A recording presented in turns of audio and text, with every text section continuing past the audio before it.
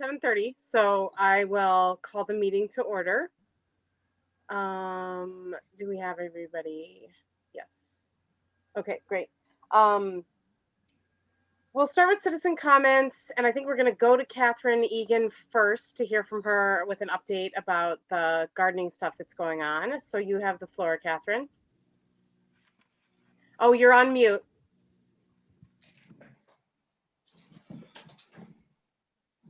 Thank you. Hi, folks. Good to see you all. Well, I'm thrilled to announce we've launched our second season of the Youth Grow Team. So as you'll recall from last year, we use urban agriculture and intensive coaching to help teen employees develop professional skills that will serve them for the rest of their lives in employment and school and entrepreneurship and beyond. So I'd love to share a couple of highlights from last year as well as some plans for this year. So last year, our youth challenged themselves and they showed tremendous growth in their skills and confidence over the 10-week program. Just a few highlights include that almost all of our youth led their teammates in either an entire day or an entire project. And every one of our teams shared their most valuable professional skills with their teammates, including tips for doing it well. And each of our teams also shared their family food traditions with the team. And then, as some of you recall, our teams also hosted board members and our City of Evanston partners in the garden and provided them with garden tours and shared what they were learning. And finally, a highlight is that our teams deeply engaged each week in structured straight talk sessions where they learned to give and receive professional level feedback in a healthy way. So we've hired 8 teams this year, which is up from 7 last year. And this year's Grow Team is exceptionally diverse in many ways, including racial background and immigrant status and socioeconomic background. And we also have a really diverse team of enthusiastic adult and teen volunteers this spring who are helping us plant our community garden plots. And if you'd like to come out and enjoy some time in our beautiful gardens with our volunteers, please email me. So last year, through our partnership with Edible Evanston, we donated about 30 coolers of fresh produce to Hillside Food Pantry. And of course, we will continue that this year. And last year also, thanks to Matt Mitchell's idea, Ridgeville also became a certified wildlife habitat. So the Youth Grow Team planted flowers, wildflowers and ferns under Ridgeville signs and edible flowers around Elk's garden perimeter, and strawberries in the empty Cayman Park raised beds, and lavender around the community house. So watch out for those coming up in the spring. And we'll of course be planting even more wildflowers this year, especially milkweeds to support endangered monarchs. So finally, something on the docket for this year is that our youth will also be building both a worm bin and compost bins at Elks. And this should make it at least a small dent in the maintenance team's workload since they won't have to manage the plant refuse at Elks anymore. And it'll also enable our youth, of course, to learn about the importance of composting for preventing greenhouse gas emissions and hopefully reduce the need to buy soil in the future. So most important, this year, our Youth Grow Team teams will once again build both key professional skills and their passion for the social and environmental justice work that they are advocating or advancing rather through their work. And I wanted to just say thank you again to Natalie and Brian and the board for stewarding this fledgling program, and I look forward to making it a cornerstone of both Ridgeville's and our community's programming. Thank you so much, Catherine. Thank you. Thanks for coming and talking about all that. It's awesome. Okay, so we may have some other citizen comments. I'm going to look at the chat real quick. Martha, I just instructed everyone if they had they wanted to speak, just to write their name in there, and you can just go in order. Okay. So the first person was Danielle, and then the next person we have is Yulia. Okay, great. So Danielle, you can go ahead, and I'm just going to say for anyone who's not familiar, we ask that you try to keep comments to about 3 minutes or less. But go ahead, Danielle, you've got the floor, and you can turn your camera on if you would like to. Yeah, there's the mute. Okay. Hi there. Actually, this is what happened. Hello? Yeah, we can hear you. Okay, this is actually Juan. Danielle is my wife. My name is Juan Hedekatis. I live across the street from the Ridgeville, main Ridgeville Park. I just wanted to voice my support for Ridgeville supporting the local teenage skateboarders who love to skateboard at the Ridgeville courts. And I just wanted to say that I hope the partnership with the local skateboard community continues this summer. And I'd just like to thank the board members and Brian for, what happened last summer and, their support that we had. So that's all. Oops, I said thanks, Juan, but I was on mute. Okay, so we'll go to Yulia next, and you can go ahead, Yulia. Hi. So I didn't know much about the skateboard park. I also support that. I think it's an awesome idea. So I wanted to voice my support for another idea, play a nature play space at one of Ridgeville parks, possibly at Reba. I don't know whether this is, too short a notice or something, but maybe we can just start the conversation. So nature play spaces are a lot more engaging than traditional play spaces.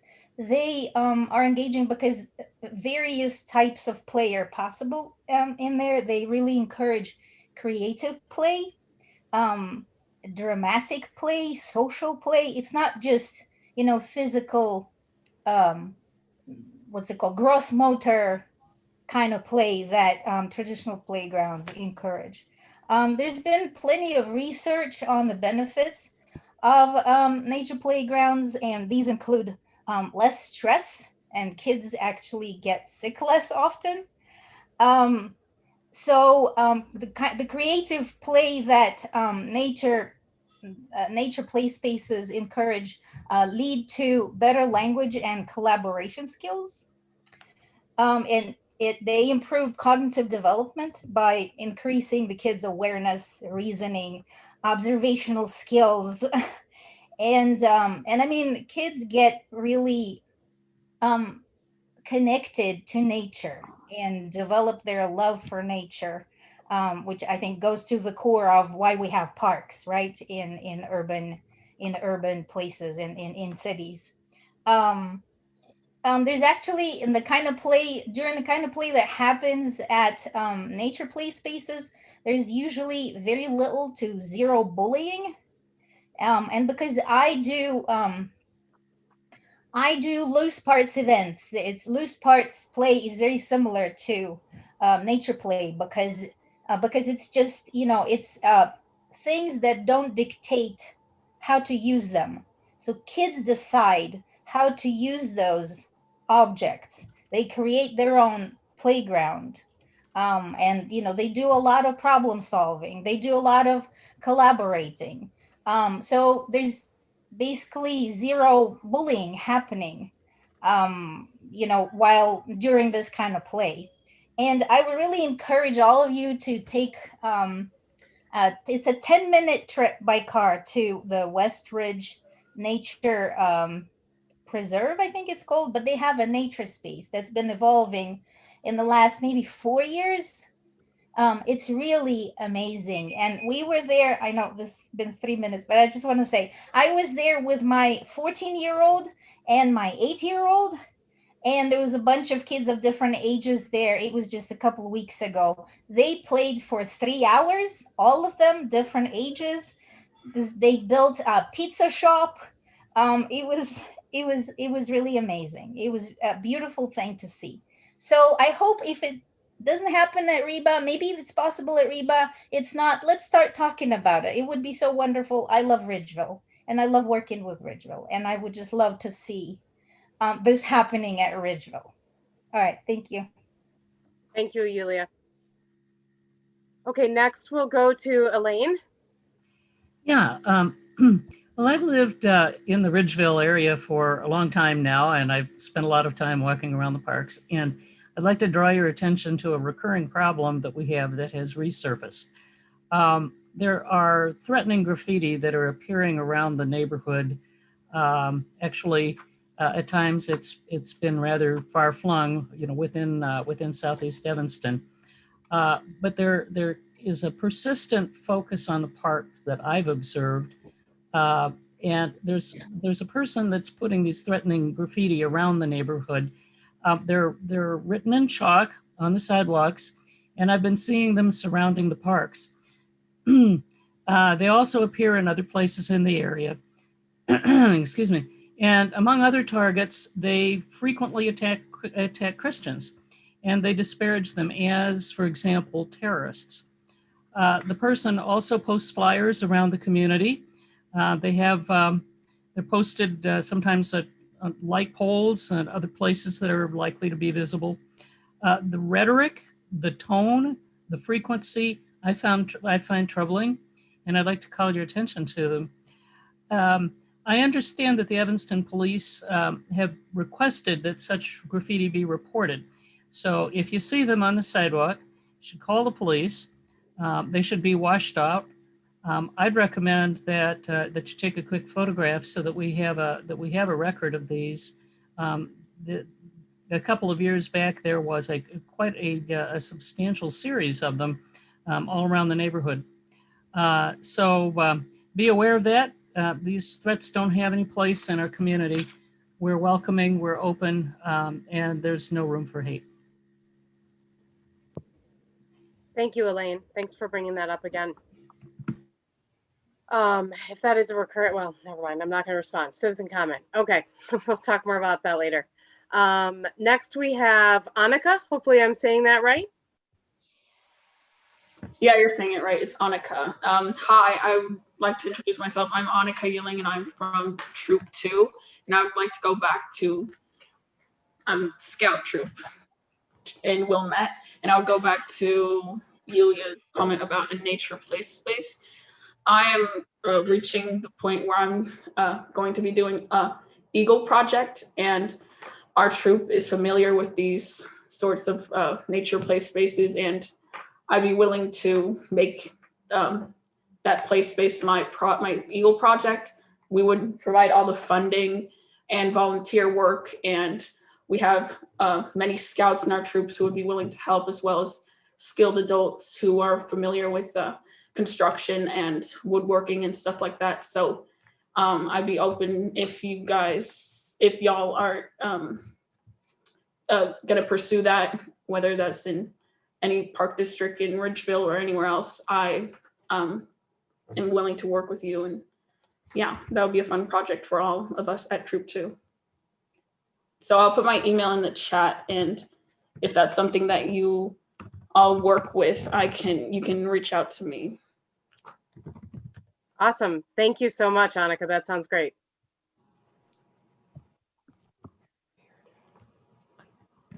Okay, and so I think I don't see any other names added to the chat at the moment. I know we did receive a lot of emails. Brian and Natalie, how do you guys feel about sharing that particular feedback that came by email? I mean, we don't usually get a lot of citizen comments submitted by email. I'm not necessarily saying we should read them all. Do you want to maybe include those in a digital form, like into the packet retroactively, or do you want to maybe summarize? I don't know if you've even had a chance to see them all because they've been coming in throughout the day. I can summarize for you real quick, and if you want copies, I'll get them out, within the next week. But most of the emails I've been getting are regarding the Reba Park play circuit or play situation, and I don't have the exact numbers, but it's probably now 2-to-1 in favor of some kind of nature park. Second would be the fire engine, and third would be the traditional blue circuit. So that's it in a nutshell on the emails. Again, if you want hard copy, I can get you. Can I just say one thing to Annika? Annika, if you could email me at Ridgeville, parks@ridgeville.org, we can discuss a few things about Eagle Scout projects, and we've had several at Ridgeville Park District. That sounds great. Thank you. Okay, so Brian, if you don't mind making sure that all those emails that came in about Reba Park do get shared with the rest of the board, and that, doesn't have to get printed. I would say maybe it can just get, sent out forwarded to everybody, or perhaps all put into one so that it's not a million emails coming through. They probably should be included in the packet next time with the, copies of them, I would think. Right. I mean, I know we've talked about in the past that things that get submitted too late to be included in the packet before the meeting can actually get added retroactively so that it appears in the documentation for this meeting. Even though it wasn't available in advance. So Natalie, is that correct? I feel like we've talked about that in the past, that things could get added to the packet retroactively. It can be added to the minutes that are passed. Right, the minutes. Sorry, that's what it was. Yeah. For next time, but I can also, I mean, I can put them all together in a PDF and send them to the commissioners. That's no problem. Okay, Like, yeah. I mean, I would love wait for till the next month commissioners to to do that. see it, but if it were to get added to the minutes, that's also a way for the commissioners to view it. So, especially if it's just a digital sort of addendum to the minutes that Julie takes in order to account for those citizen comments, even though those people couldn't be here. I mean, I think the minutes definitely make sense. And then if we also send to commissioners, that's fine. I'm suggesting if you want them before the digital packet comes out for next meeting, like if you want to read them like tomorrow, I can do that. Right, because the minutes, have to be part of next meeting. That's a good point. So yeah, that would be my preference, because I just think it's great to share those comments. Again, if those people had been able to make the meeting, we would have heard from them just now. So I think from a timely perspective, it would be great to have those sent out sooner rather than later. And then also included in the minutes. Okay, and so I think that's it then for citizen comment. Catherine Egan did comment in the chat, her email, if anyone wants to link up with her for volunteering, for garden stuff and food pantry stuff. Thanks again, Catherine. Okay, so unless anyone else is lingering around for citizen comment, and I don't think they are, we will move on then. So we are going to approve the minutes from March 11th. If somebody wants to make a motion for that. I'll make a motion to approve the minutes for March 11th. Is there a second? Mitchell seconds. Great. Any I don't think we have enough commissioners here to vote. We only have 3 commissioners here. Where did Dan go? He was here. Huh. I wonder if he's just having a connection issue. So let's pause, because that's what we're supposed to do per the governor. Sorry, Mick, were you saying something? No, sorry. I was just saying I don't count yet. Not yet, but soon. I'm going to text Dan right now. Yeah, okay, that's what I was going to suggest.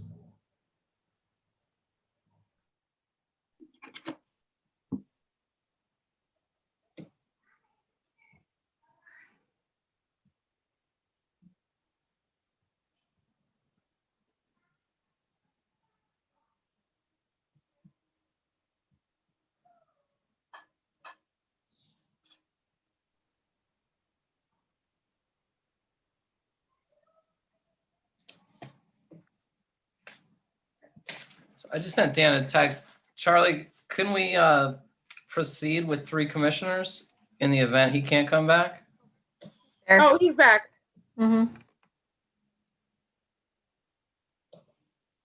Well, I see him. Dan, you're back with us.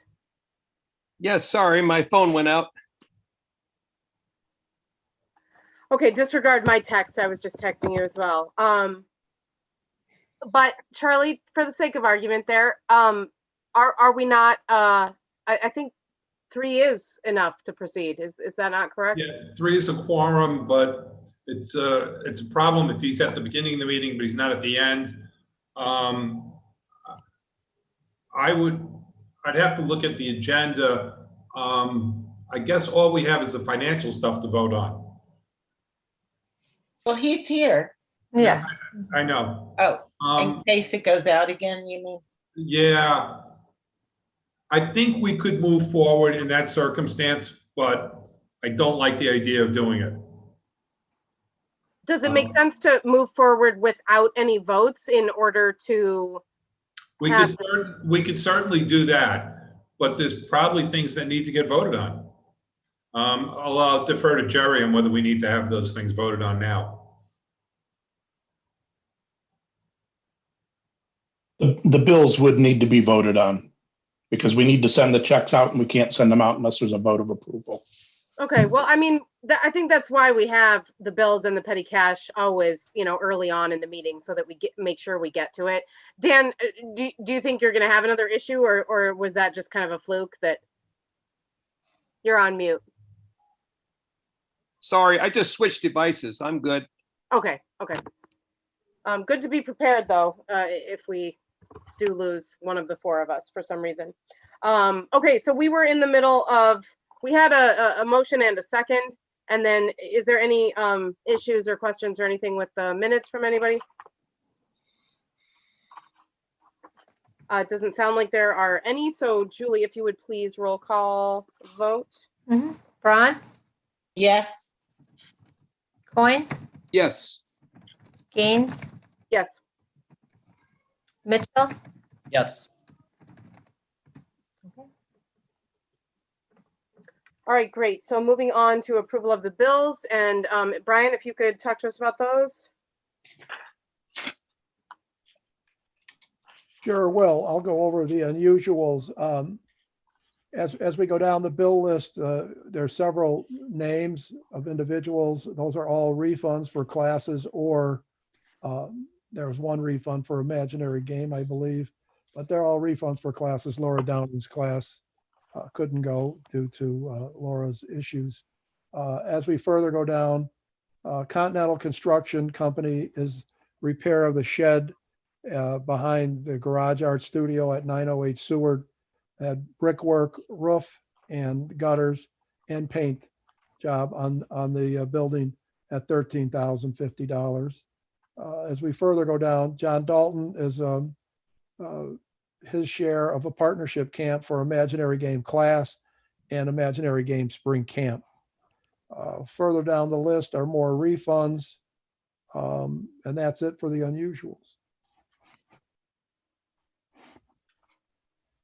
I'll make a motion to approve the bills in the amount of $36,794.88. I second. This is Coin. Oh, I forgot. Brian, I have a question for you. And I'm sorry if you said this and I missed it. In terms of all of those things we did for the shed, was all of that sort of a surprise, or did we know we were doing some or all of that?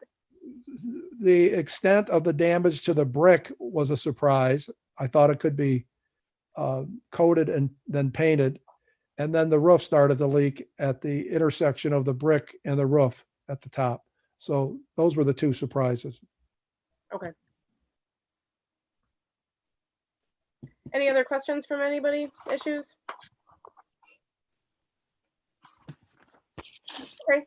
Sounds like Julie, you can roll call vote, please. Braun, Yes. Coin, Yes. Gaines, Yes. and Mitchell. Yes. Great. Moving on to petty cash, and we'll hear from you again, please, Brian. Okay, so as we go down petty cash, Amazon was a variety of Earth Day supplies and garden needs. DripWorks is a parts for the sprinkler system at the 908 Seward garden. I say sprinkler system, it's a drip line, so we just have to repair it occasionally. Facebook's was for ads, mail chips, emails over 2,000. Red's Garden Center, organic compost for the 908 Seward garden. Standard plumbing supplies, we're starting to replace toilets in our buildings. And then Zoom, obviously, for meeting. Mitchell moves to approve the petty cash in the amount of $1,394.45. Ron, I'll second it. Roll call vote. Braun, Yes. Coin, Yes. whoops, Gaines, Yes. and Mitchell. Yes. All right, moving on to the monthly reports, and we'll hear from Brian first. Okay, the month of March was, I say this every month, but it was a really busy one with a variety of camp things going on, registration, and the early beginnings of park cleanups and things of that nature. We participated in a City of Evanston Zoom on March 17th regarding skate park updates. As of that meeting, the temporary skate location for the city will be at James Park in the west parking lot. Several permanent locations were discussed, but that is to be determined at a later date. The permanent date for a skate park process could take 2 to 3 years. We have also been working on bids for our court repairs and potential skate equipment to purchase for a multi-use pad. The bids came in high. To do all 3 courts would cost $69,800. We budgeted $26,000. We need to do at least the East Court at Ridgeville for our camps and multi-purpose use, including a skate area. That pad repair would be $24,800. In discussing this issue with Treasurer Gibbs, I suggest we do both courts. And a matter of fact, as we get later into the meeting, I suggest we do all 3 courts. And that'll be explained a little bit later in Jerry's report. And then if we do all 3, we can get them done by June 30th of this year. We have enough funds in recreation side of the budget to cover this due to the COVID-19 virus affecting our programs. We will have unspent funds in R49, R17, R23, and various other minor categories. So I suggest we do all 3 courts. The Reba Park circuit suggested options are in your packet. We posted them online at the Reba Park and at Reba Park as of April 5th, 2021. Originally, the fire truck had 10 votes. The Blue Play Circuit had 6 votes of support, but it's all changed in the last 2 or 3 days with a push that we've already talked about for a natural play area, for a natural play center for kids. That's also to be discussed. In the bills report, you'll see the Continental Construction, which we just passed and paid for. Repair of the storage said it was brick that needed to be replaced, roof repairs, 2 coats of paint and gutters on it. Before I went ahead and scheduled that work, I spoke with President Gaines, and she approved the necessary repair because it was over our line item budget. So that's it in a nutshell. Thank you, Brian. Anybody have any questions?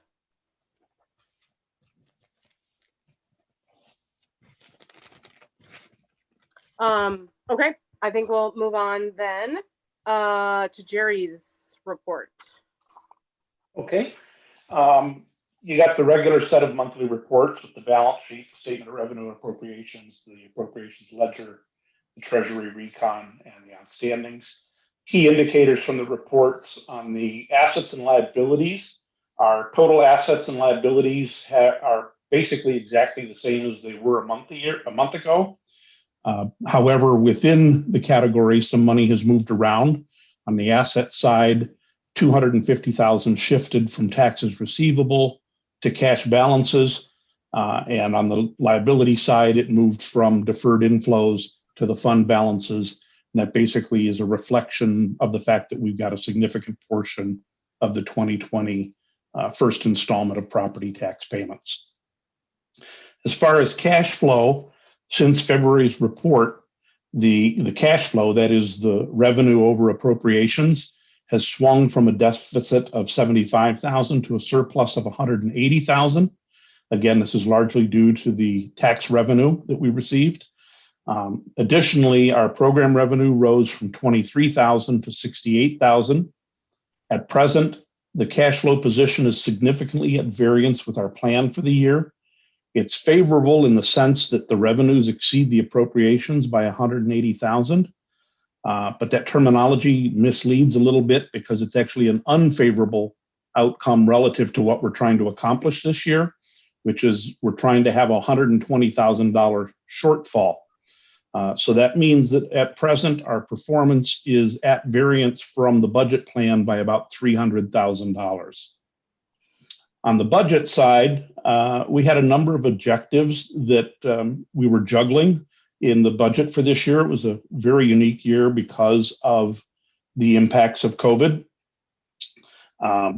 And while we've addressed some of the objectives, there are a number that are cause for concern at this point. The next 3 months are going to be a very tricky time period for us because we've got a lot of variables in play that are clouding the ability to forecast how we're going to end up the year. One of the variables in play is that our revenues are currently about 150,000 below plan at this point.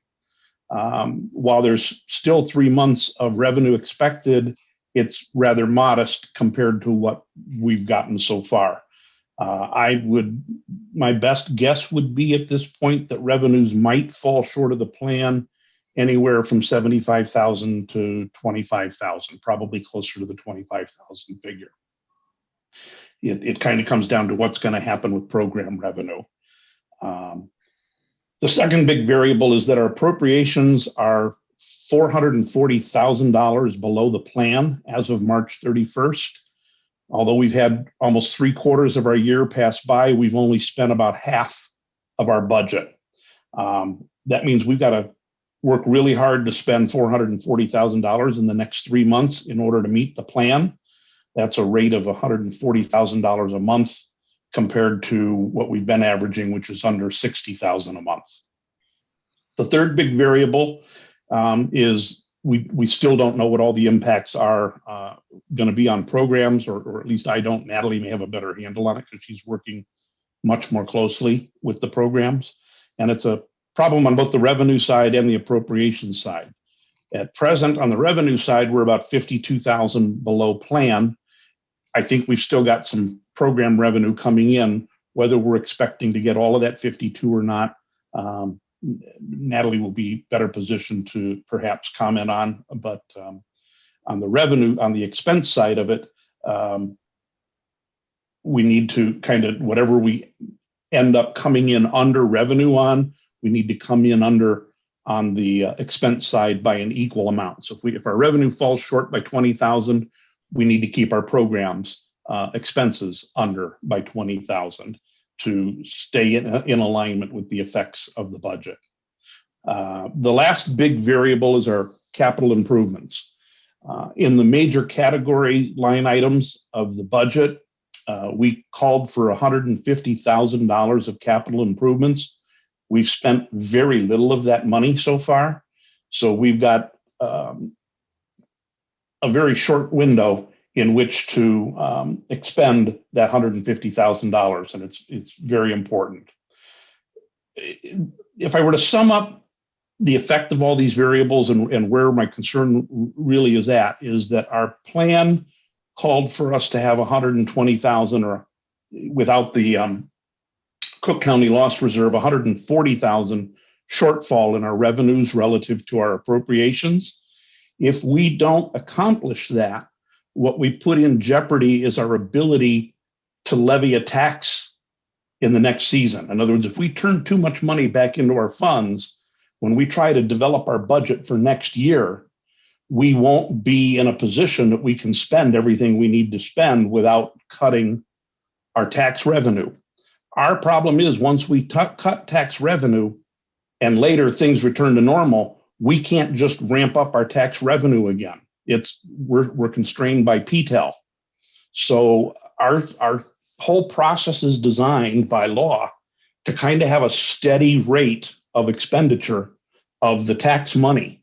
And if our budget isn't hit the way we planned it, we put in jeopardy our ability to spend that tax money, which may put us in a position that hurts us for years down the road. So that's why I'm really putting a lot of emphasis on our need to accomplish this budgeting process. And the key number we need to aim for is to be short on revenue relative to expenses by about 120,000 to not have a negative impact in the next budget season. I'll kind of close. I've said what I want to say there. In terms of cash and investment balances, they increased 250,000 from February. Again, just reflecting the property and program revenues. the property tax and program revenues. This influx of money has caused our Chase relationship to exceed the FDIC limits, but we have a collateral agreement in place with Chase. We always have, and Chase has provided us proof that they have set aside treasury bonds at the New York Federal Reserve in the amount of the excess balances, and that's puts us in compliance with state law and our own investment policy. Last item is the outstandings. There are a half dozen approved items that are older than 90 days that have yet to clear the bank accounts, and they need attention by the office staff. As these grow more and more stale, we risk getting into a place where we need to turn that money over to the state as unclaimed property, which is just a place we don't want to go because of other things it causes us to have to do. So I've been talking with Abby in the office to really get some attention going on getting those stale items cleared up. That's it. Jerry, this is Coin.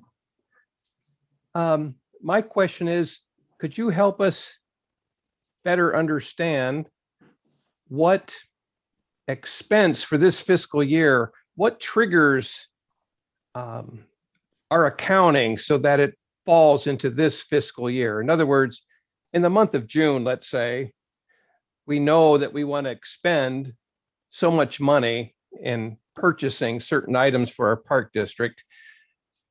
What allows us to count that towards this fiscal year versus next fiscal year? So if we were to order, let's say, some equipment or some park district needs in the month of June, but we don't receive them until, let's say, August or September, does that still count for this fiscal year? No, it likely would not. What drives it is what is the date of the invoice by which we were charged for the items. And then you have to pay for them.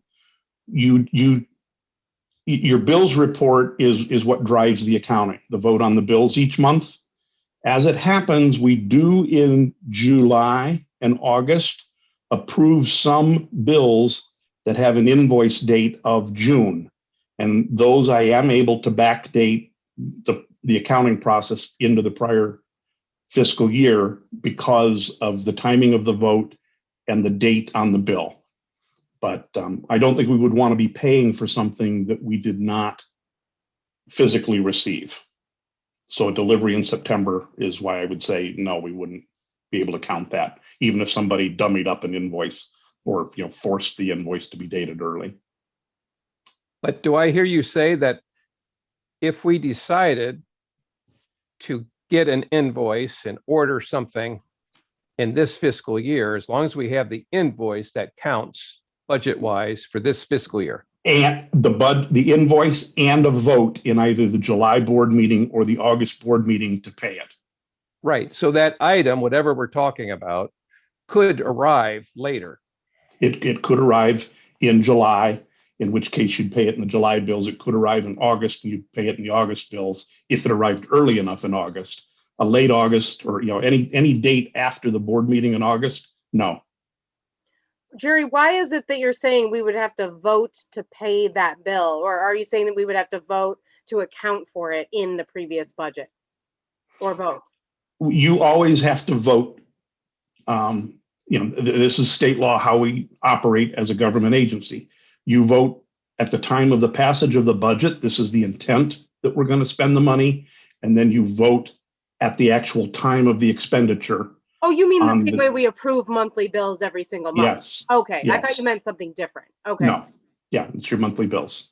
Okay. So you're saying even if we approve the payment after the fiscal year ends, as long as it was invoiced prior to the end of the fiscal year, we could account for it in the previous year. Right. And that's what we've always done every year. The July bills and the August bills, I have to go through and review and determine based on the invoice date, does that go into this fiscal year or does that go into the prior fiscal year?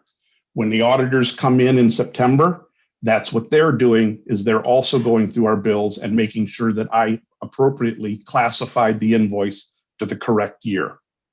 Right. Okay. I remember that. We discussed When that. you, when you hear me talk about accruals every Right. year, that's what we're dealing with, is the accruals. Right. Okay. And thanks, Dan, for the question. And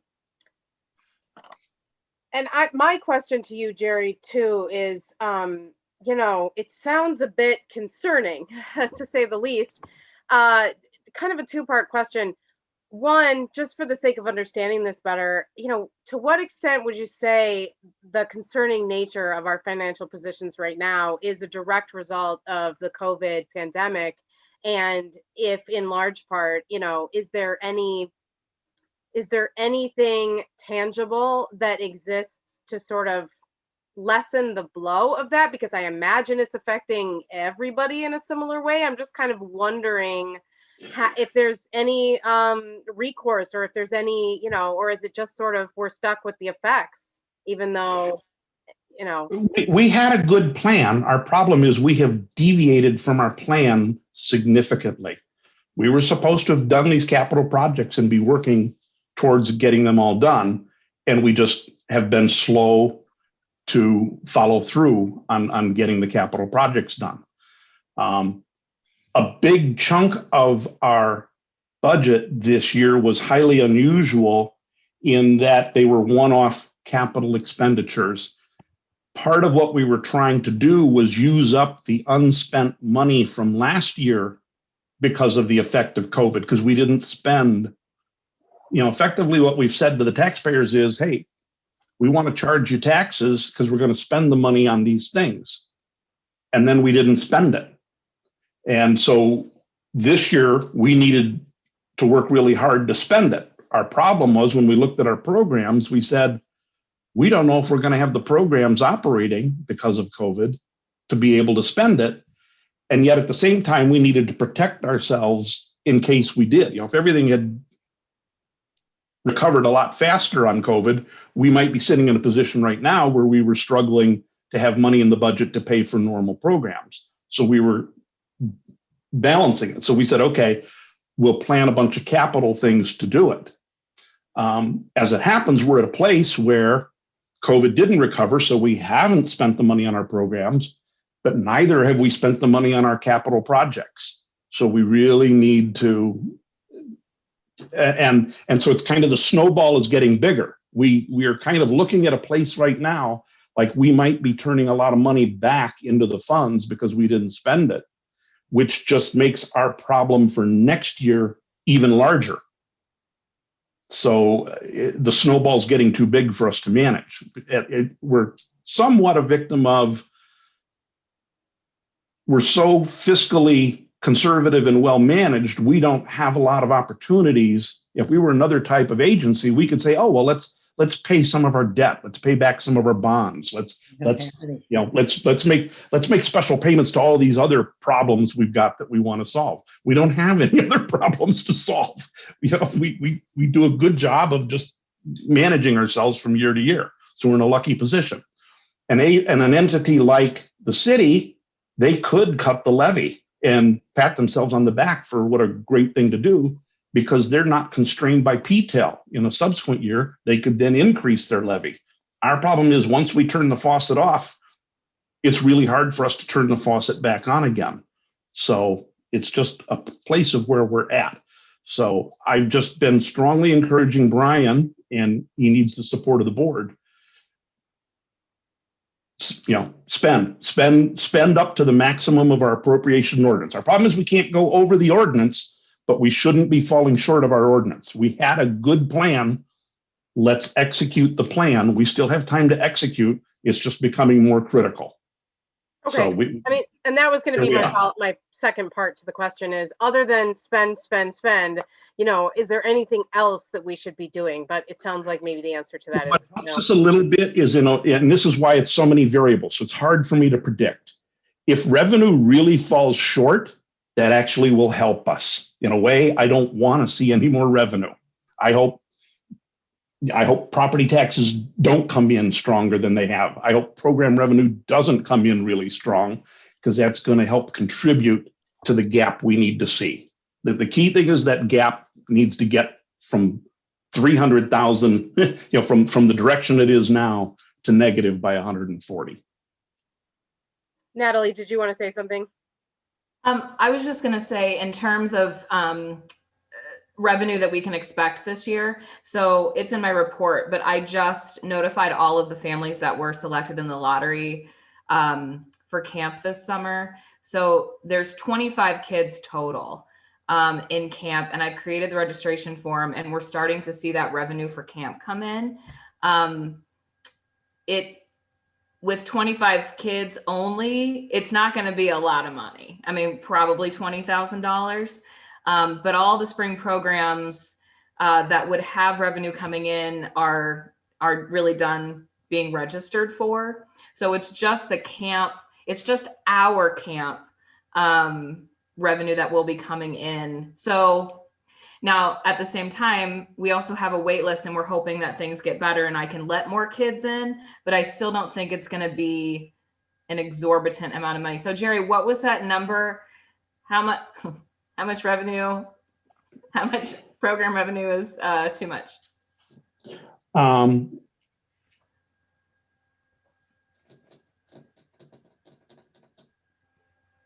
Right now, your revenue is about 52,000 below your plan.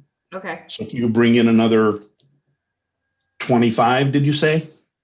25,000? Yeah, that's gonna end your year 25,000 below the plan. The flip of it is you got to look at the expense side. You know, to the extent that the expenses also are lower. One of the discussions I've had with Brian, here's some of the other variable that I didn't really get into in my report, but subsequent conversations with Brian have highlighted. We always have a tricky problem in June with the timing of the final pay period, and it's just how the calendar works relative to our pay periods. So sometimes we get hit with a kind of a full extra pay period. It would be a good thing if that happened this year. It also has to do with kind of the timing of when do the schools end, so when do we start our camps? The schools are ending earlier this year. So Brian and I have been having some discussions about possibly bringing some of the summer staff on sooner than we might have normally planned as a way of upping some of our expenses.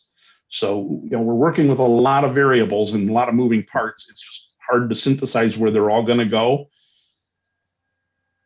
Bottom line is, as long as we get to a place that we've got a gap between revenue and expenses of 140,000, we'll have achieved what we need to achieve with the plan. Okay. Yeah, Matt. Brian, could you speak maybe a little bit about how you'd like to attack this?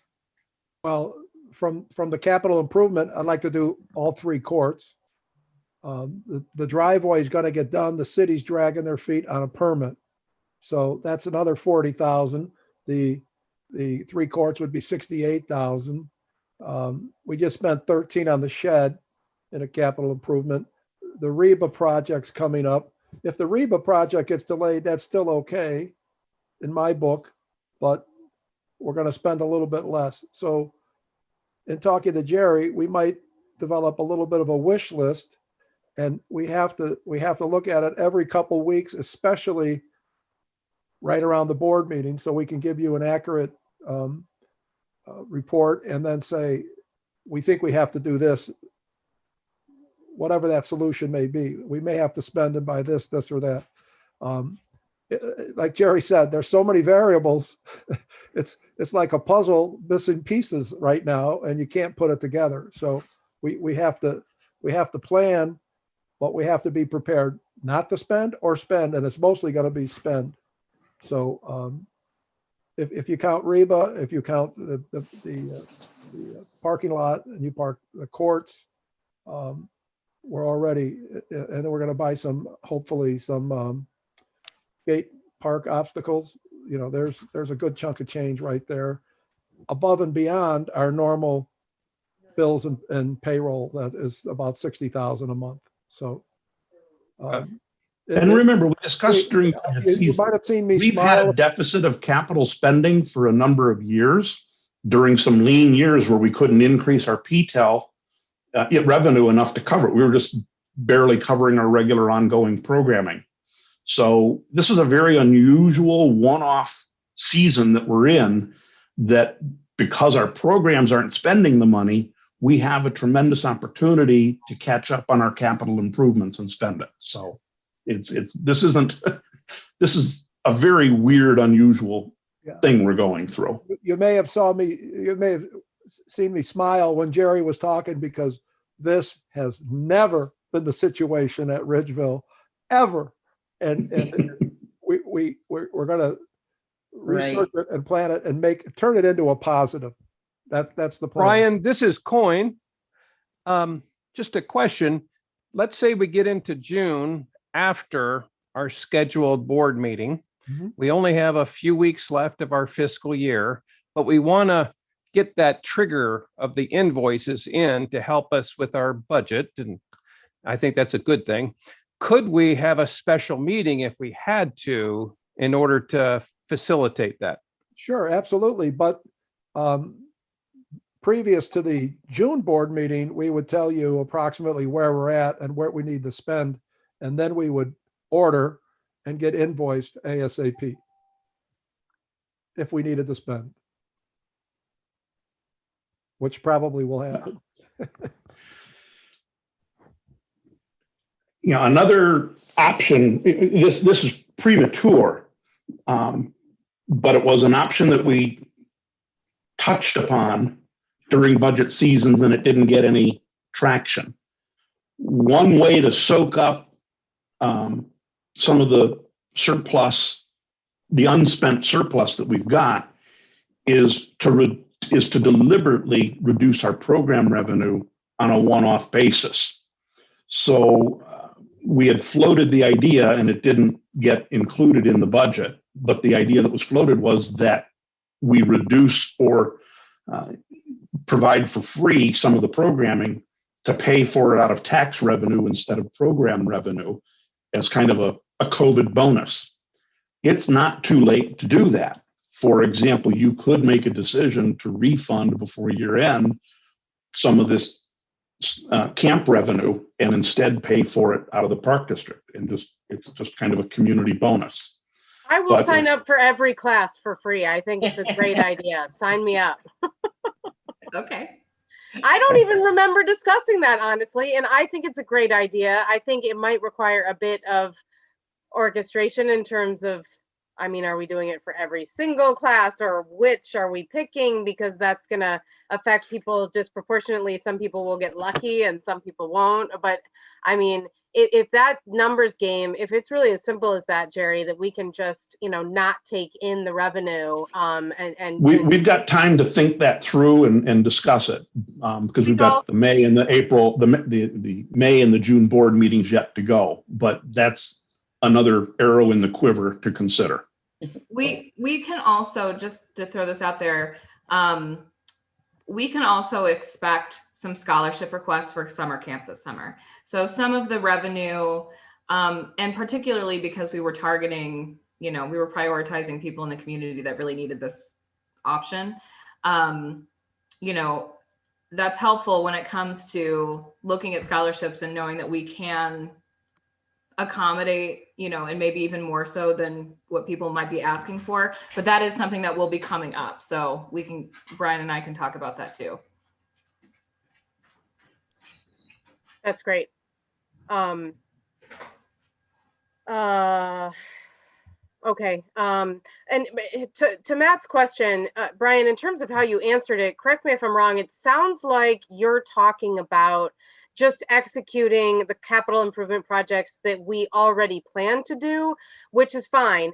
Do we want to get creative and come up with any additional ways to spend capital improvement money so that we can either be spending money in situations where we might be too delayed to be able to spend it if permits get delayed more significantly, or whatever else gets in our way of spending the money the way we want to? Do we want to, because we're never going to have more time than we do tonight. The longer we wait, the less we can kind of come up with stuff at the last minute. Is there anything that would be like a wish list that we could kind of have waiting in the wings? Right. Well, we've developed a partial wish list, but in order to do it, we need to take our time. Meaning, we don't want to spend it now. We would spend it in June. Mm-hmm. And that could be anything from new bleachers to more office furniture, things of that nature, maybe computer, all sorts of things. We're ordering a copier that's in the budget this week. But we don't want to rush to that. We want to develop that plan and execute it when we know it's needed. Okay. Yeah. So, One thing I'll comment on all of this, we've got a budget, and line item by line item, we've got to follow the budget. We can change an individual line item what we're doing, but we can't like switch money from corporate fund to recreation fund. We can't cross fund boundaries.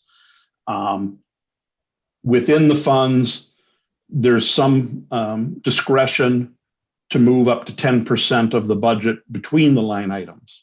Beyond that, there may be some options that I probably need to have a conversation with Charlie outside of this meeting to discuss how those would be addressed. So it's not carte blanche, every idea we come up with we can implement. We've got to do them with an eye towards what still fits within, are we broadly in compliance with our appropriation ordinance?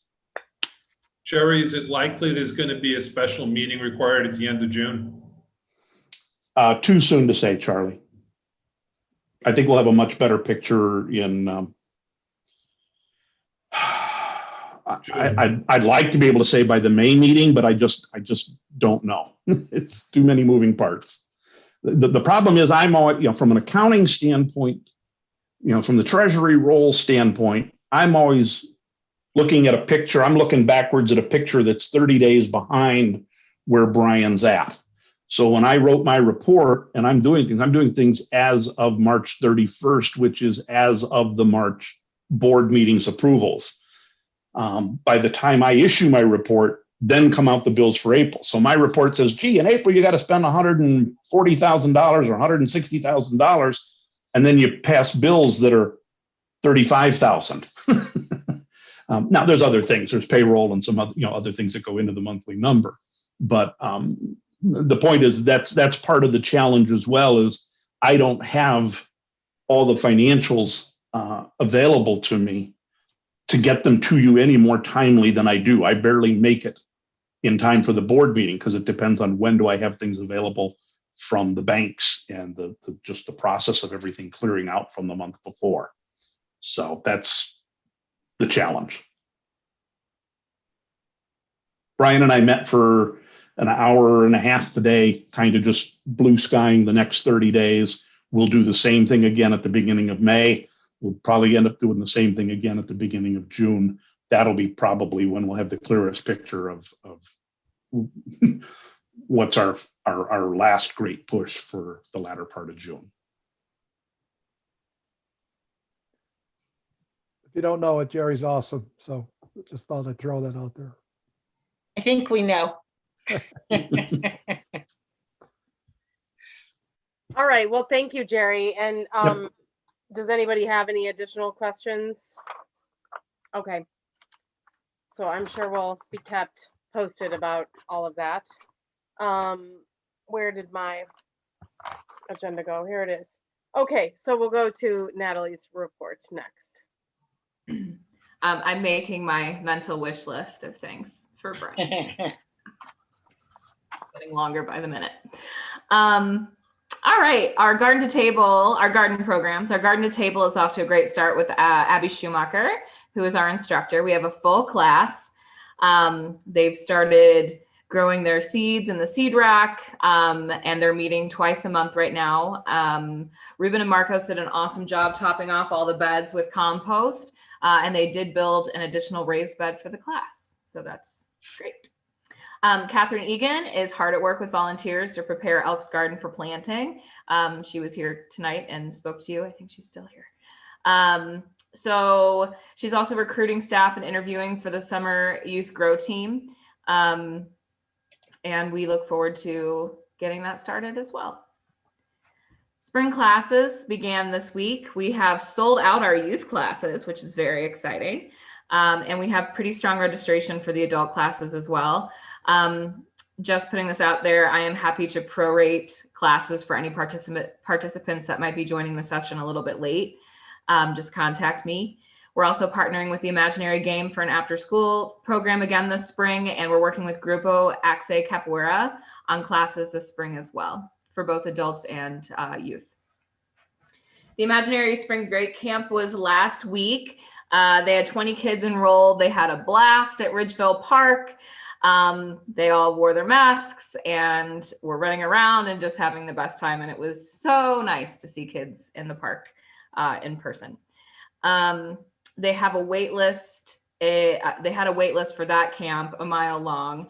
They're also offering 3 summer camps at the end of August, all of which sold out within like 4 minutes of opening registration and have wait lists a mile long too. Yeah, the staff did a really great job, and I look forward to working with them again this summer. Earth Day event, we are going to have an Earth Day event. Since we were not able to do our golden egg hunt as we traditionally do, I wanted to do something outside, especially now that the weather is getting better every day, except for this week it's raining, but hopefully on April 22nd, it will not be raining. And we had such an excellent turnout for our Fall Frenzy in October, so I thought I would try it again. So we're gonna do an event on April 22nd from 4 to 6. We're gonna start, and I'm recruiting volunteers. So if any of you would like to help me with this, I've already talked Martha into doing it. But I'm gonna have volunteers posted at 3 different parks, and we're gonna have people meet there and then just walk through the neighborhood and pick up any trash that they might find and head back to Ridgeville. Then at Ridgeville, we're going to have a recycled arts and craft workshop for families with JC Herman. And then Abby Schumacher is going to work with kids to create wildflower seed bombs that they can actually take home and plant in their own garden. We'll also be having a concert with the band Where's Maggie, and probably some snacks, because what's a party without snacks? So Well, I'm really excited. we have to spend some money, so I think we've got money for snacks. You're gonna snack it up. So I'm really excited about it. It's gonna be fun. Please tell people this is the first time we've done this particular event. So I'm hoping. What day is the trash pickup? So it's April 22nd. It's on Earth Day. It's a Thursday. 4 o'clock. I think the parks that we're gonna start at are, I'm gonna put somebody at Elks to walk through Elks and Brummel and back to Ridgeville.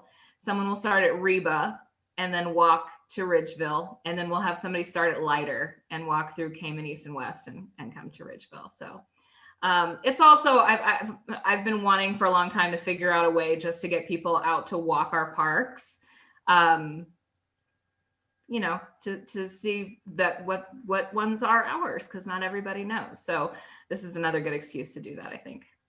Natalie, I have an idea. I know we talked about swag, just generally speaking, and I remember at the Evanston Community Picnic, you intentionally tried to pass out all of the ancient swag to just get rid of it.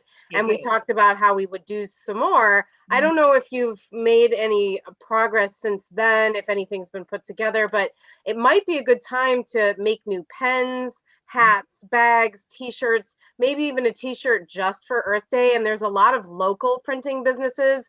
I know there's at least one Black owned printing business in Evanston, and I think they have a really quick turnaround for t-shirts, I've heard. So we might be able to do something like that quickly and have it ready for the event. Mick, did you want to say something about that? Yeah, so twofold. I actually just had t-shirts made with that particular t-shirt company for a local. He did a great job. Turnaround was very fast, so I can provide anybody the information for that. He's over in the his shop's in Evanston. He went to ETHS. He's a great guy. Also, Natalie, my mom does graphic design. She'd be more than happy if you want something, some type of Earth Day thing for Ridgeville. I could talk to her about, she's not going to charge. Yeah, and her and I could work on doing some type of logo. If you wanted to do something and try to get that going, I could talk to her about that. So we can talk after this. I do want all those things, Mick. If you will email me, and we can, we have to do this very quickly because it's coming soon. But swag, Martha, is actually on my wish list. We already had the pens made that I wanted, but now that there's so much room for more fun stuff, yeah, I would love to have swag. If we can have it, if we can do a shirt for Earth Day, that's great. I'll talk to Brian about that. But just in addition to that, yes, that's something that I want ready for at least this summer for summer concerts and whatnot. Awesome. And I remember the pens. They're really cool. The ones you already got. They are really cool. And I had stickers made. Oh, good. Stickers too. Yeah, and if you like what you've already done in terms of stickers and pens, maybe it's sort of like place the next order and then we just have a lot in stock for future purposes. I don't know. Yeah, Brian, Brian's. We're going to talk about this tomorrow because that's those are things that I definitely want to do. All right, so we derailed you because you were in the middle of your report still. Sorry. Oh, that's okay. So that's the Earth Day event. I do need 2 more volunteers. So if anybody wants to help me at a park, text me or email me, please. Okay, summer camp update. We have concluded the application period and the lottery was done, and 25 children have been registered or in the process of being registered for camp right now. We do actually, and to be honest, with that pre-application, we were actually able to get most of the kids into camp, which is great because not everybody wanted the same session. So we were able to accommodate most of the pre-applicants. At this point, if anybody applies to camp, they're just going to be added directly to the wait list. And hopefully as things get a little bit better, vaccines are distributed and COVID numbers go down, we'll be able to open up more spots for more kids. I very much believe that we will be able to do that for all the camps. So everybody's just kind of on standby right now and waiting for that day to happen. But I called all the families, I spoke to everybody myself, and they all know what's going on. So just crossing our fingers and waiting for those, for the state to lift some of the restrictions. I attended the Mayor's Youth Summer Employment Program on March 20th. That was at Fleetwood Jourdain. I met the new mayor-elect, Daniel Biss, and I told him all about Ridgeville Park District. Look forward to seeing him at some summer events at Ridgeville. I interviewed quite a few applicants that were interested in working with us this summer. You know, due to COVID, it was a much smaller group of kids this year. They were all fantastic. A lot of them were not 16 yet, but in a couple years, we're going to have a whole flood of camp counselors that want to come work with us. And also because of the nature of our camps this year, because the capacity is so small, I'm not able to really hire as many new counselors as I normally would be able to. We have a pretty solid group of returning counselors that are coming back this summer to help us out. And I am going to be able to bring on, I think, 1 or 2 new people, which is great. I am also interviewing, V. Witter is going to be leading our creative arts camp this summer for ages 6 to 8. And then I am currently interviewing directors for the creative arts camp ages 9 to 12. That's it. Thank you, Natalie. Anybody have any questions for Natalie? All right. So we're going to hear next from JC Herman. I see her coming on. Hi, JC. Hey, everybody. With the Racial Equity, Diversity, and Inclusion Committee update. Yes. Well, to start, the Racial Equity, Diversity, and Inclusion Committee has hired a secretary. We are really excited to welcome Shama Jacover, who is a Ridgeville resident, and we look forward to working with her moving forward. Her and I are learning together as we go. An update on the equity lens. Through our work, we realized that the equity lens could be more effective if it was revised, not in content, but in formatting. So we are changing what had originally been written as guiding questions. We're changing them into more of a direction. It'll be a set of directions rather than a set of questions. And we think that this is going to make it easier to engage in the process and make it more clear, more transparent what we're supposed to be doing as a committee and what the board's supposed to be doing, and out to the public also. We are hoping to have these revisions done so that the board will be able to take a look at this in the May meeting. And then the last thing that I have is Our committee wanted to address this hateful language and these images that have been around the park. As a committee, we are denouncing these actions, and we have some suggestions of things that the Park District can do to help address this. So some suggestions we had were contacting the aldermen in the 8th and 9th wards to make sure that they're aware of these circumstances, contacting the Evanston Police Department, and then making sure that the leaders of the youth in the parks is aware of are aware of what's happening, just since they're going to be out there, so they, you know, can keep an eye out also. And then also, I think Brian has an update of what has been done so far since he's been made aware of these drawings in the language that were written around the parks. So Brian, I don't know if you want to, if you're there, if you want to update what has happened so far. Sure. So I got Elaine's email last Friday afternoon, early evening, and I came in Saturday morning and tried to address the problem. What we did is Marcos Cruz, our maintenance worker, came in and we walked the sidewalks around Ridgeville Park, and we took pictures of what we saw. And I then called non-emergency police. They came out within 15, 20 minutes. They took pictures. We had a discussion on what this was all about. And they said they knew who it was. They were going to pay a visit to this person. And if we could remove it, that they would be eternally grateful. Fortunately, it was chalk. All it took was water and a brush, and we removed it.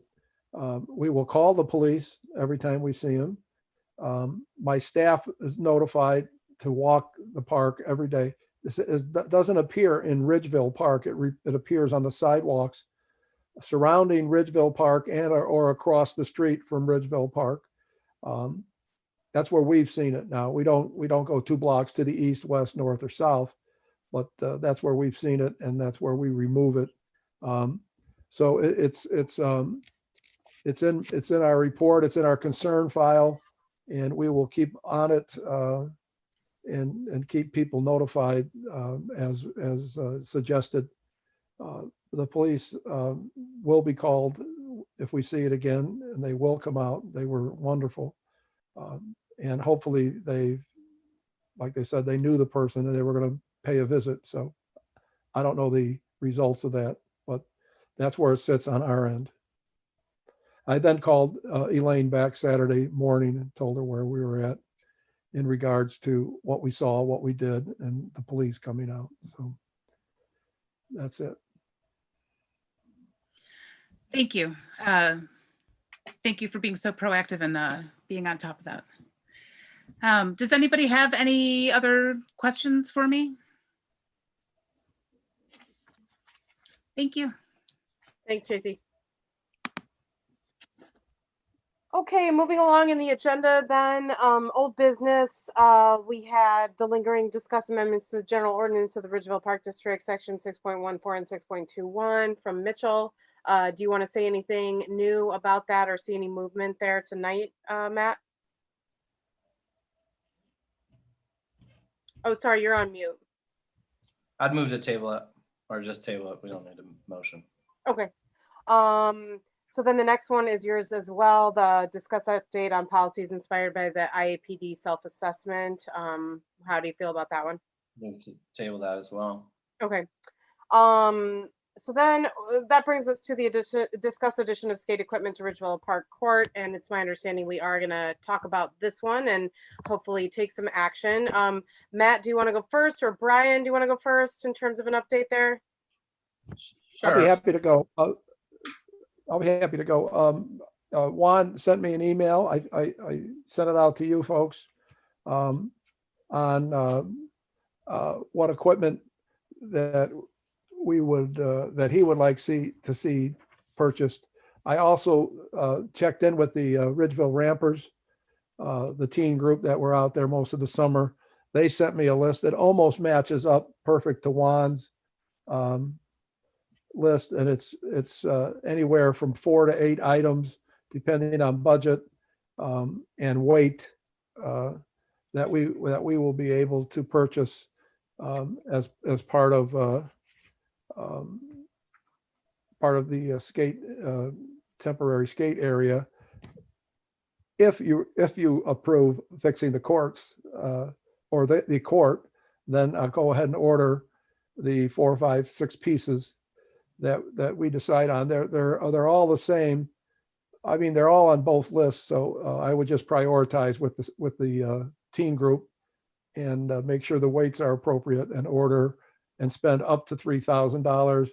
That includes delivery and get that section done. That item done. I'm sorry. I could tell you the names of the parts, and if you recognize them, you're smarter than I. A grind box, quarter pipe with a runaround, rail, manual pad. Those are all skate terms, of which I don't know what they mean, but I see pictures, and you have pictures, and we will get that done in the near future. We would also order the correct sealant paint from the manufacturer, probably OC ramps, to make them last longer in the weather. Okay. And Brian, I see that those 4 pieces in particular that that you've talked about for a number of months in a row now, I think here. If we do all 4, it totals 1,256. I don't know if there's like shipping is additional or what, so we can figure that out. How does that compare to what we budgeted specifically for skate equipment? I'm sorry, what was the question? How does the total of those 4 pieces being, 1,256, how does that compare to what we budgeted? I can't remember. Well, it's favorable. It will fall within the budget. The item is the question is, do we order 4, 5, or 6? Now, you can order a 2-foot wide ramp and it's $200 and some. You order a 4-foot wide ramp and it's $600 and some. It boils down to what we can move as a staff and is the best product for the kids. In talking to Dominic Wade, actually, I talked to him and then he emailed me. What a delightful young man. He suggested some things for the younger skaters, which is very unselfish. If I'm a teenager and I want to have fun and you put me in a baseball or a football game, get the little kids out of here, not the skaters. They're very inclusive. And so it just depends on the width and the weight, and the correct size. For instance, a rail, they don't want 4 feet long. They want it 6 to 8 feet long. So we figure those out and we stay under 3,000 with delivery. Okay. Do you think it makes sense to maybe schedule a special meeting at the pad itself and sort of like have tape measures in hand and get the skaters there too, and just talk about what pieces that space can accommodate? I don't want to order more than we can have out, but I don't want to order less than we can have out all at once. And maybe some work in Congress with each other better than others. I'm not a skater. I can't answer those questions, but I feel like we're really ready. Correct me if I'm wrong, if anyone disagrees, we're ready to make these purchases. So we've got to finally answer those questions, and it might need to happen standing on that space. Right. So that's a great point. I have on my agenda to call Dominic tomorrow morning. And then we can schedule a meeting, meet out there and say, here's the budget. How can we figure this out? And then just give me the nod and I'm going to go ahead and do that on my own and order it. Okay. And what would you need from us tonight in terms of, do you need a motion? I mean, can we approve in advance that? A consensus to go ahead and work with the committee and order several parts. Okay. And I mean, it's already budgeted for, so I don't think you need anything really specific, not official, right? In terms of a vote or anything. I mean, I'm in on, does it seem like we, Debbie, you're on mute. Did you say something? No, I just wanted to say I'm in. I think we just have to sort of, is anybody not in? So. Yeah, no, I think we're all in, and I would love to have the opportunity to attend whatever you set up in person if it works with my schedule, because I'd love to just hear the discussion and find that stuff out. But if I can't attend, I'm definitely good with you just going ahead and making that happen. I will say that some of the feedback I got from some of the skaters that I'm in touch with in the neighborhood was that, what they want to see is things made out of concrete and steel. And on one hand, that didn't surprise me. On the other hand, as we've always talked about, with a small budget, a small space that's a multi-use area that we can't officially dedicate to just skating in terms of its only usage, and we also can't put in something permanent right now. Unfortunately, those kinds of things are just not on the table. But, in my opinion, I want to get these things ordered as soon as possible. I can't wait to see people using them like crazy this coming nice weather season. And I look forward to discussing down the line, possibly expanding or maybe something permanent. And we'll cross those bridges when we come to them. But I think we're just all ready to move ahead with this step. So I'm excited about it. And I don't feel like there's anything more to say right now. Anybody else? Okay. So I think we're moving on, and we'll look forward to hearing from you, Brian, with what you set up. Let's see. So we're into new business. We've got first the discuss and approve the asphalt court bids. We've already heard from Brian about that. Do you want to say anything additional, Brian, or would you like to just get a motion there? Well, just to say that per Jerry's report, I think we should approve all 3 courts, and let me get on it and get it done in May, the latest, late May, early June, and spend some capital improvement money. So, This is Coin. I so move. Mitchell seconds. Great. And Julie, if you'll roll call us. On, Yes. Coin, Yes. Gaines, Yes. and Mitchell. Yes. Thanks, Julie. Mhm. Okay, we're moving on to discuss and approve the Reba Park play circuit. So I obviously have some things to say here, and I imagine some other people do too. I see your hand first, Matt. Do you wanna say something? I do. Just this didn't come up, but I wanted to make public that the bid we're going with is a minority-owned company. Oh, for the courts? Yeah. Okay, thank you. That's it. Okay. So back to this Reba Park play circuit. Brian, do you want to go first? Do you want to talk about the options that you came up with first, or? Sure. We had Little Tykes come up with 2 options. One, the red fire truck option, 2, the blue traditional option. And in the last 2 or 3 weeks, the discussion and or option of a nature area came up. So we have $30,000 in the budget for Reba Park. If you were to pick one of those 2 options, the blue or the red, we would spend that 30. If you decide to delay, and that might not be a bad idea, that's up to you to delay and discuss Nature Park more thoroughly and do another month of research, we would only get, and then you decided to approve the blue or the red, we would not spend all that money, but that's not the worst thing in the world because there's other options to spend in Reba Park. So if you want to delay, that's fine with me. We're still going to spend the money. And we already talked about how and the invoices in June and all that kind of stuff. So that's up to you. And I think it might be a good idea. Do you need a motion for that? Or we can just have a consensus? A consensus. And then, I think Martha will probably touch base with me and say, please get me some money or please get me some money. Please get me some money numbers on possibly other things in Reba Park. So.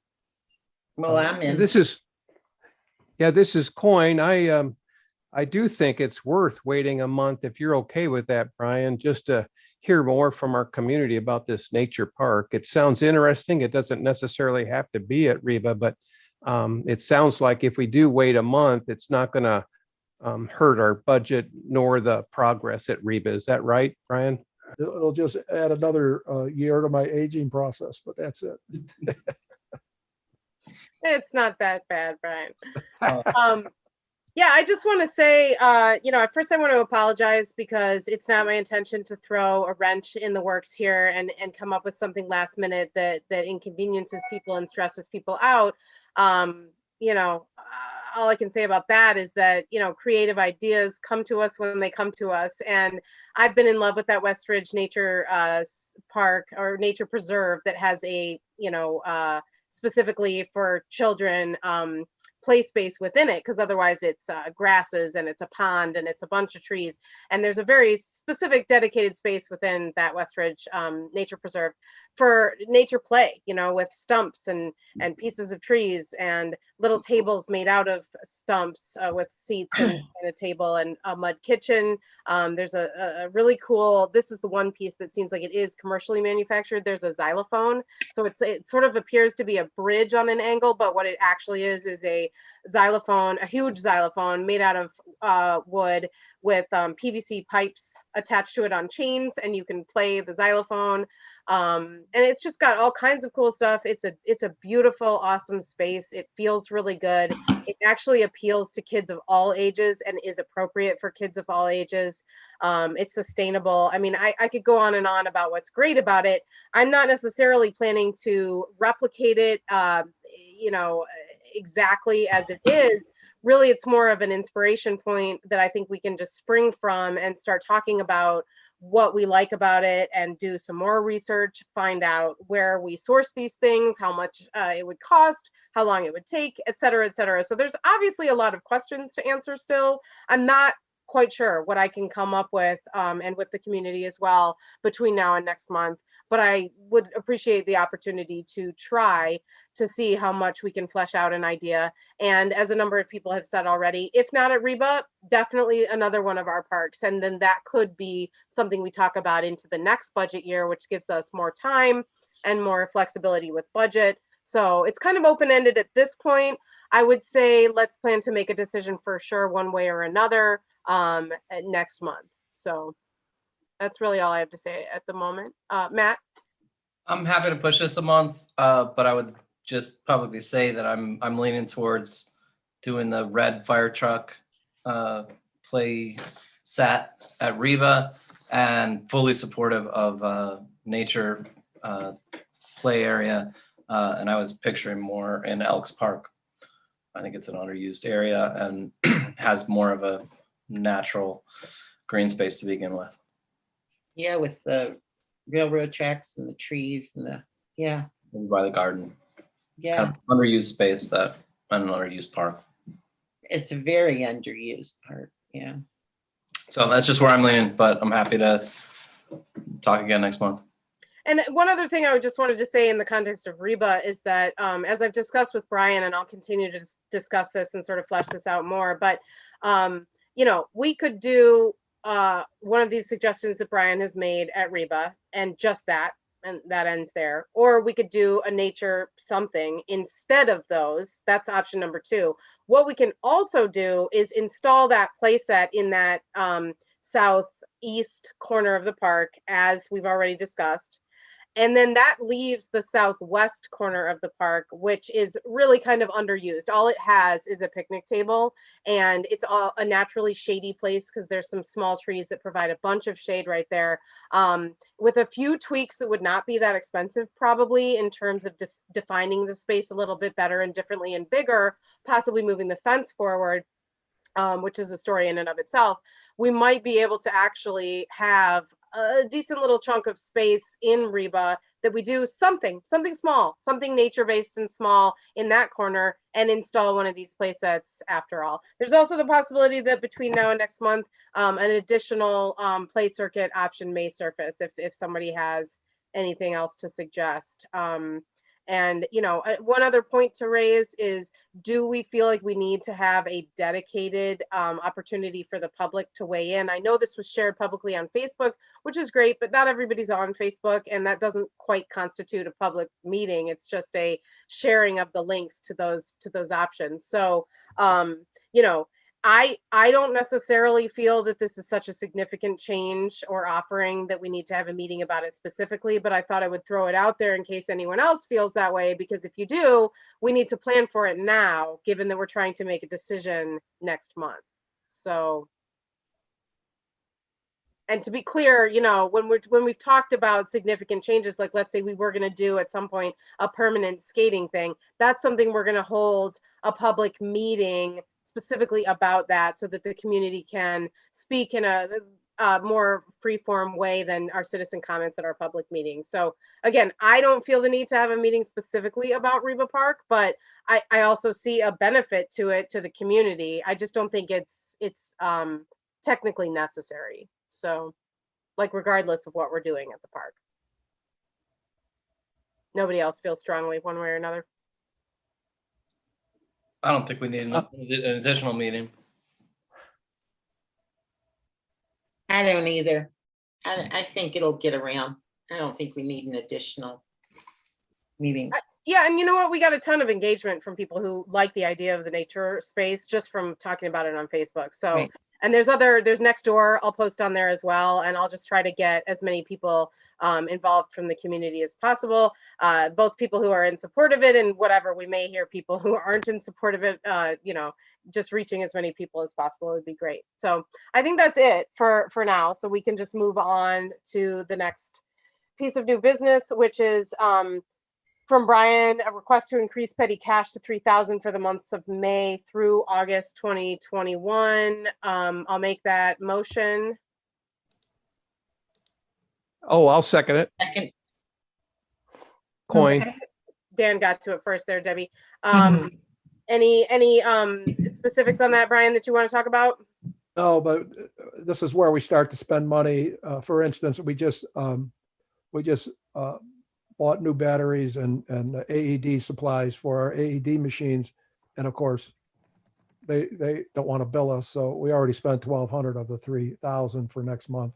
So it's things like that happened because of camps and the summer. Okay. That's why we need the additional money.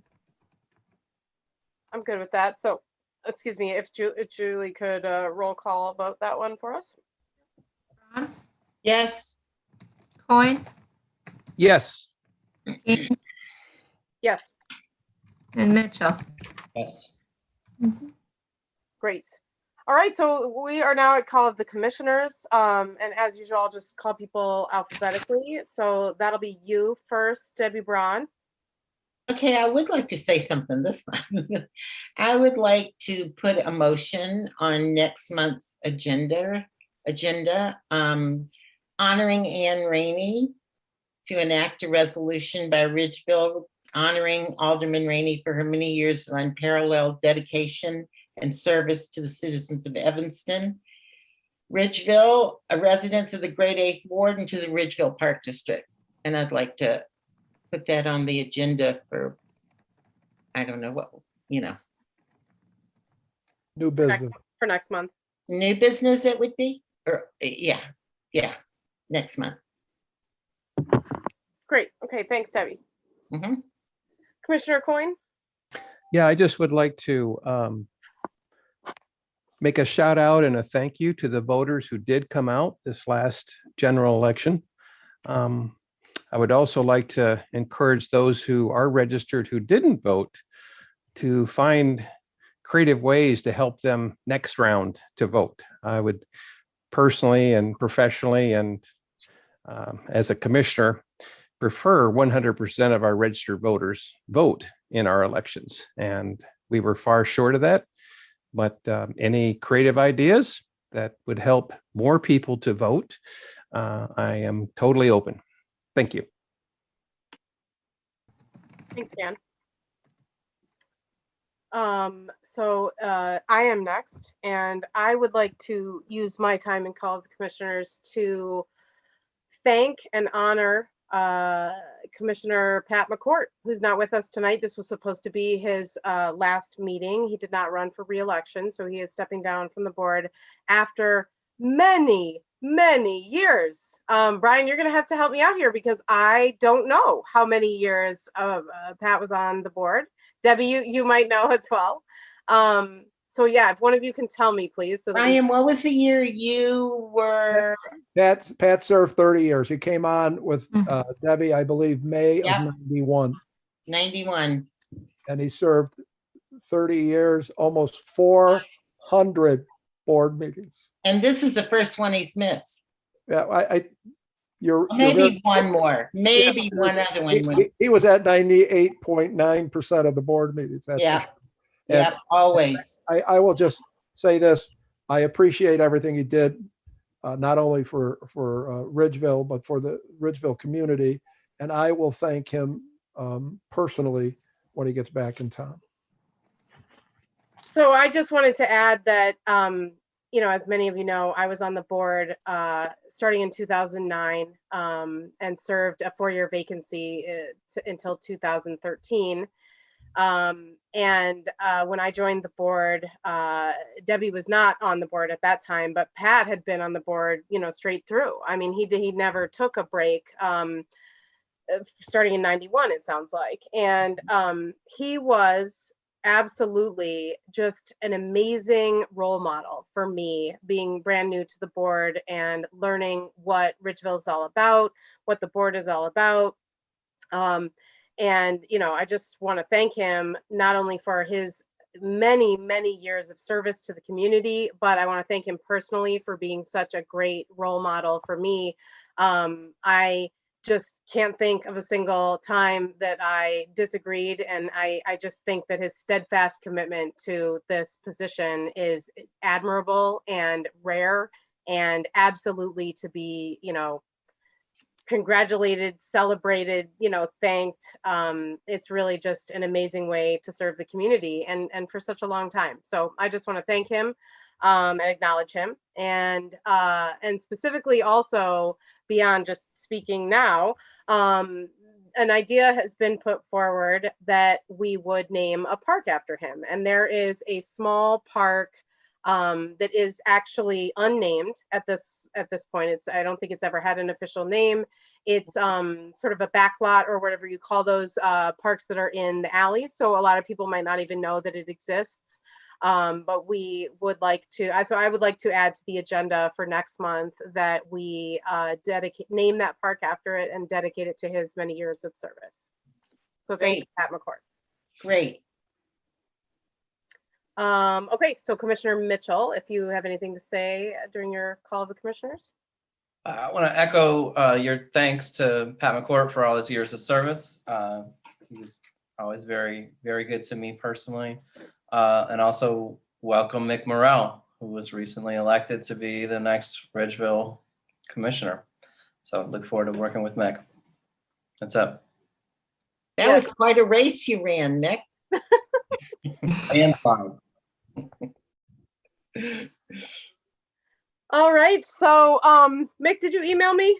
If you did, I missed it. No, I forgot we had a busy day at work. No worries. Whenever it's convenient. Look at the days. I'm gonna email you after the meeting here. I'll shoot you a text and let you know. Okay, right. Thanks for the welcome, everybody. And yeah, there were about 500 people who voted and didn't check my name. So I'm gonna have to go ring their bell and find out what's going on. Well, look, you made it through anyway. Dan, you were saying, got to get on those voters. They kind of voted. They didn't vote for him. All right. So we actually have citizen comments again at the end here. If anyone is wanting to speak. And Beth, I see you're there. Are you wanting to speak in citizen comment? I am not, but hi, everybody. Hi. That's my friend Beth. Oh. And well, I'm a Ridgeville, I think, Main Street. Yeah. Still Ridgeville? Yeah. Okay, I'm Ridgeville. Hi. Just wanted to be a part. Thanks for My coming. kid sent an email a few minutes ago voting for the red fire truck part of Great. the park. So she's put her vote in case Great. anybody. Tell her thank you for voting. All right. Well, I think we are going to adjourn. So I'll entertain a motion to adjourn tonight. Ron, I'll make a motion to adjourn the meeting tonight. This is Coin, second. All right. And Julie, if you'll roll call us. Ron, Yes. Coin, Yes. Gaines, Yes. and Mitchell. Matthew Mitchell. I didn't hear my name, but yes. Okay, good. All right. Thank you and good night, everybody. Good night. Good meeting. Thank you.